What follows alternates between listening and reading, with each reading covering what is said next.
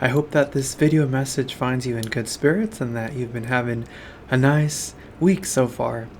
So this week we embark upon our second module, and let's take a look at our calendar here to see what signposts we have ahead of us. First thing, as you can see, is that we have our first current event assignment, and there will be more info on that in this week's module. And as you can see, like I mentioned in my intro video last week, most things will usually be due Sunday, and that rings true this time around as well. So Sunday the 5th of November, hey, we're starting that new month and current event. And additionally, I'll be talking about what our first essay will be. So be on the lookout for that here in our module.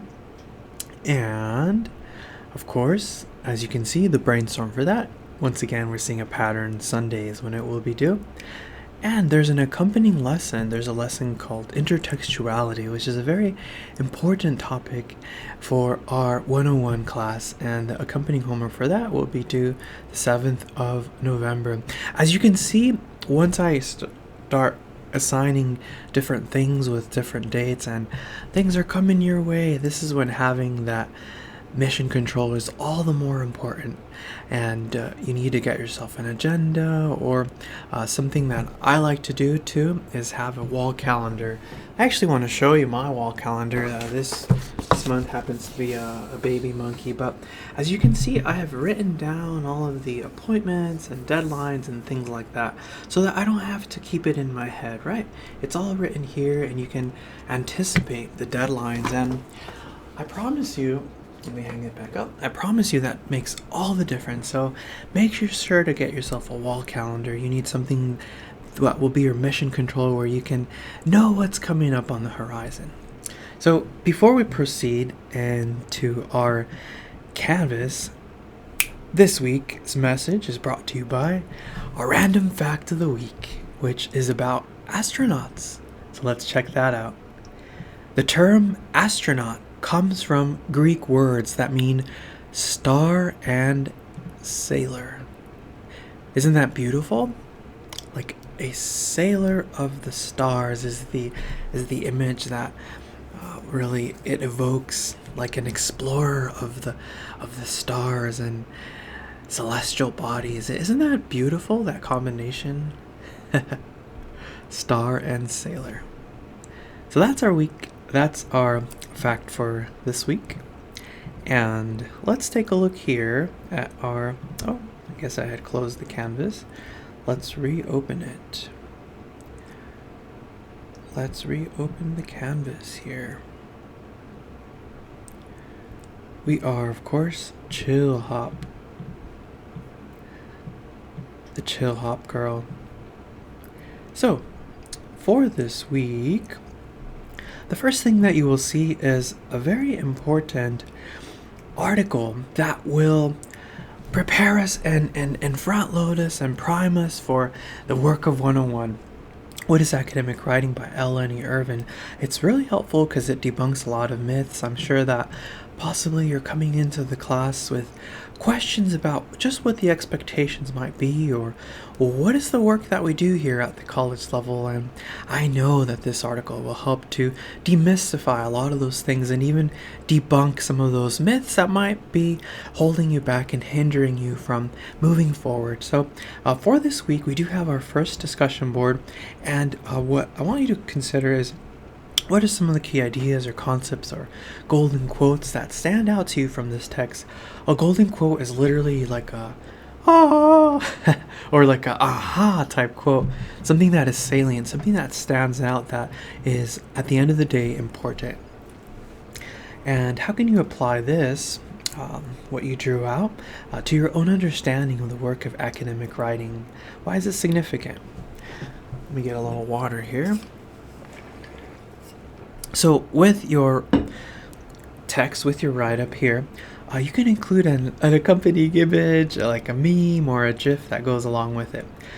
In order to do that, once you've hit reply, let's say you've typed it up, blah, blah, blah, blah, you simply you can do two things. You can go to insert image, or just literally click this picture here, upload image.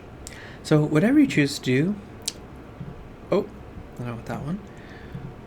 You can go to, insert image, and you can attach your picture or GIF, something that accompanies it. What I mean by this is, let's say there's a concept that maybe it's about the myth of, essays don't necessarily always have to only be 5 paragraphs. And let's say you felt liberated and mind blown. Yeah, maybe you'll have a picture of like a bird cage opening and the bird is fleeing out and is free after understanding this and debunking this myth. So whatever the case may be, if you wish to accompany your write-up, whatever you write, with an image or a meme, then you can do that.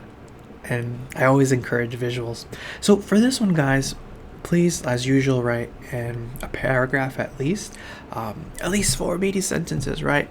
And remember to also respond to a classmate's post, at least one classmate's post, and at least 2 sentences. Remember that it goes beyond just saying, yeah, I agree, or yeah, it's cool. You want to impel the conversation forward. Just like when you're with your friends and they mention something that is of interest to you, you move it forward. Alright guys, so that is the first thing that we have on our docket for this week. Here is the lesson for intertextuality, which is an important topic for this week. Please check out this video. Here's the notes for it, and this one goes along with the lesson. And here is the homework that goes with it. As you can see, the deadline for that one is November 7th, so you do have some time, but especially because this is a late start track where late start, I guess you could call it like a fast track class, because it's shorter, right? It's all the more important to get yourself that wall calendar, to get yourself somewhere to write down your deadlines so that you can anticipate them and be intentional with your efforts.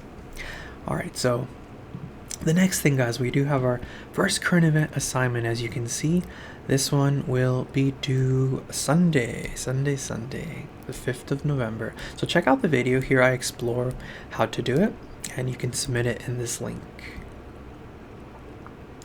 Here is our first story that will ease us in, introduce us into our topic of technology and us, which, surprise, surprise, is the name of our essay. So please read the story.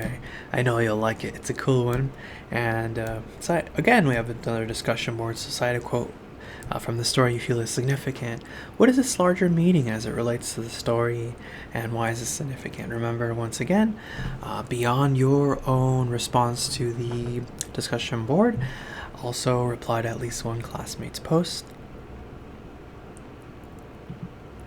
And here, my dear friends, is our first essay. So check out this video where I explain both the prompt and the brainstorm. And as usual, guys, here's the important dates to note and the student sample essays. I always love offering student sample essays, so you can see what an iteration of this essay could look like. It was always helpful to me as a student. So now that I'm a teacher, I make sure to have those samples. And here is the brainstorm that goes along with it. So as you can see, there are quite a number of things to do this week, which is why it's all the more important that you organize yourself. Get yourself that wall calendar if you haven't done so already. Buy it ASAP, like yesterday. And my advice to you is to chunk your tasks. Do not leave everything to the last moment, but rather be doing it bit by bit throughout the week, and that way you will not have to deal with unnecessary stress. That's my advice, my life hack for you, and it makes all the difference. Other than that, enjoy your week, guys, and I'll catch you next week.